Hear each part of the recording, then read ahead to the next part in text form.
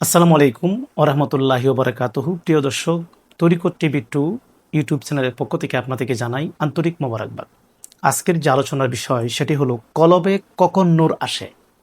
অত্যন্ত গুরুত্বপূর্ণ একটা ভিডিও। তাসাউফের ভাষায় কলবের নূর বলতে অন্তরে হেদায়াত বা আল্লাহ স্মরণ অথবা ইমানের মাধুর্য মাধুর্য গুনাহ থেকে বিরত থাকার একটা শক্তি, এটাই হলো কলবের নূর। এখানে কলবের নূর কখন আসে, এই কলবের নূর আসার কিছু আলামত আছে। এই আলামতগুলো যখন আপনি দেখবেন তখনই আপনার কলবে নূর আসতে থাকবে, আপনি বুঝতে পারবেন। প্রথম হলো তৌবা বা গুনাহ থেকে ফিরে আসা। যখনই আপনি তৌবা করলে আপনি গুনাহ থেকে ফিরে আসবেন, অর্থাৎ একজন বান্দা যখন সত্যিকার ভাবে তৌবা করে তখন তার অন্তর পরিষ্কার হতে শুরু করে। এখন যখনই সে তৌবা করে তখন তার অন্তর পরিষ্কার হতে থাকে, তখনই তার কলবের মধ্যে নূর আসতে থাকে। 2 নম্বরে যে বিষয়টা সেটা হলো যে নিজে জিকিরে মশগুল। একটা মানুষ যখন জিকিরে মশগুল হয়ে যাবেন, জিকির করলে শান্তি লাগে, জিকির করলে ভালো লাগবে, এবং আসলে জিকির করলে কিন্তু শান্তিই লাগে। কারণ মহান আল্লাহ এই জিকির সম্পর্কে বলেছেন যে জিকির দ্বারাই অন্তরে প্রশান্তি আসে। এটা সূরা রাদের 28 নং আয়াত। আলা বিযিকরিল্লাহি তাতমাইনুল কুলুব। নিশ্চয়ই জিকির দ্বারাই মানুষের অন্তরে প্রশান্তি বা শান্তি আসে। তো এই জিকির দ্বারা যখন আপনি শান্তি অনুভব করবেন তখনই আপনার এই কলবের মধ্যে নূর আসতে থাকবে, এবং কলবের মধ্যে তখনই আপনার নূর আসবে। 3 নম্বর যে বিষয় সেটা হারাম থেকে আপনি বিরত থাকতে হবে।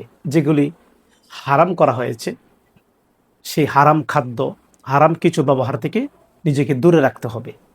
কারণ ইবাদত কবুল হওয়ার পূর্ব শর্ত হলো হালাল উপার্জন, হালাল রিজিক ভক্ষণ। এই হারাম থেকে নিজেকে দূরে রাখতে হবে, তখনই আপনার কলবের মধ্যে নূর আসতে থাকবে। 4 নম্বর যে বিষয়টা সেটা হলো যখন রাতে ইবাদত, গভীর রাতে যখন ইবাদত করবে তখন তার চোখ দেয়া পানি আসবে, কান্না আসবে।